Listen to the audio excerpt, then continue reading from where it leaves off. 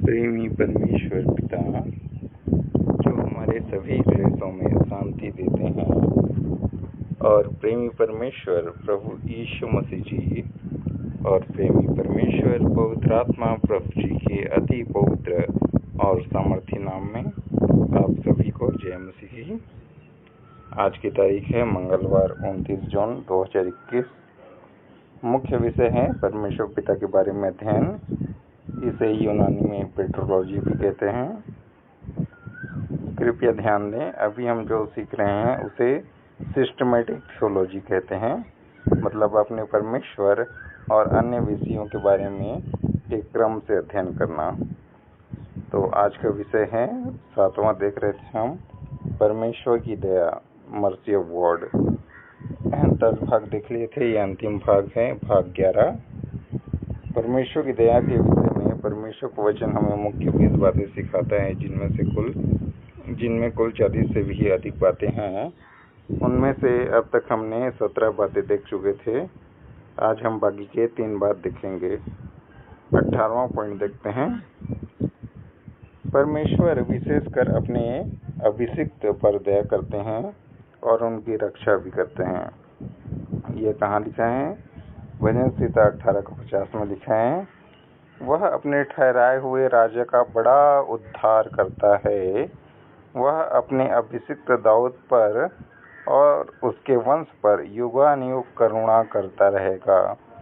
करुणा के लिए इंग्लिश में मर्सी है, मर्सी में दया। हालेलुया। यहाँ दाऊद इस भजन को लिख रहे हैं तो वह उस वाचा को याद करता है जो परमेश्वर ने उसके साथ इस विषय में बांधी थी कि वो उनके वंश पर युगानुयुग करुणा करता रहेगा वाला। वो लिखा है पहला इतिहास 17:7-14 में, आप लोग पढ़ लेना। वह अपना विश्वास व्यक्त करता है कि परमेश्वर इस वाचा का पालन करेंगे। लेकिन हम सभी जानते हैं यह वचन दाऊद के वंशज प्रभु यीशु मसीह में पूर्ण होती है, जैसा कि 1:1 और रोमियो 1:3 में लिखा है। 19वां पॉइंट देखते हैं। परमेश्वर की दया उनके अपने लोगों पर जीवन भर होती है। हालेलुया। कहाँ लिखा है? भजन संहिता 30:4-5 में लिखा है, हे यहोवा के भक्तों, उसका भजन गाओ और जिस पवित्र नाम से उसका स्मरण होता है उसका धन्यवाद करो, क्योंकि उसका क्रोध तो क्षण भर का होता है, परंतु उसकी प्रसन्नता जीवन भर की होती है। कदाचित रात को रोना पड़े, परंतु सवेरे आनंद पहुँचेगा। तो ये बात भी परमेश्वर के विषय गाने और स्तुति करने का एक बड़ा कारण है कि परमेश्वर विश्वासियों के साथ इतनी कोमलता से पेश आते हैं, जबकि जब भी हम उन्हें क्रोधित करते हैं तो भी उनकी दया हम पर जीवन भर बनी रहती है, जैसा कि भजन संहिता 103:8-10 और यशायाह 54:7 में लिखा है। पढ़ लेना आप लोग। हालेलुया। 20वां पॉइंट देखते हैं। यह अंतिम है और सबसे शानदार है।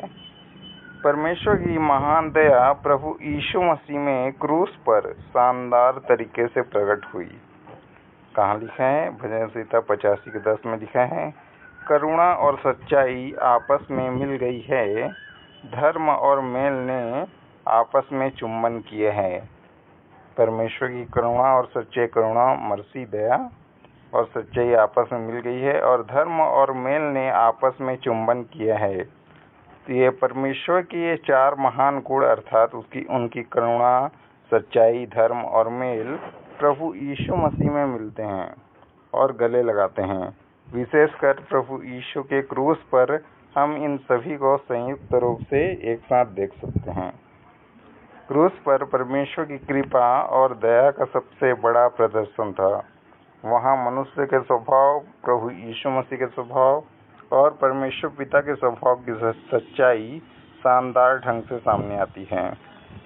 वहाँ परमेश्वर की धार्मिकता जो मनुष्य के पाप के लिए दंड की मांग करती है, वहाँ पूर्ण होती है क्रूस पर, और पवित्र परमेश्वर और पापी मनुष्य के बीच शांति एक नदी के समान बहती है। हालेलुया।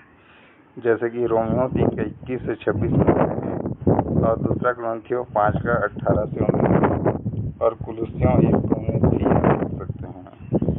तो आज का ये विषय यहीं पर मैं समाप्त कर रहा हूँ। वैसे तो परमेश्वर की दया के बारे में और भी बहुत सारी बातें हैं, बहुत सारी, लेकिन अभी मैंने मुख्य चीज़ों को बता दिया है उनको, और बाकी चीज़ों को आप लोग बाइबल से देख लेंगे।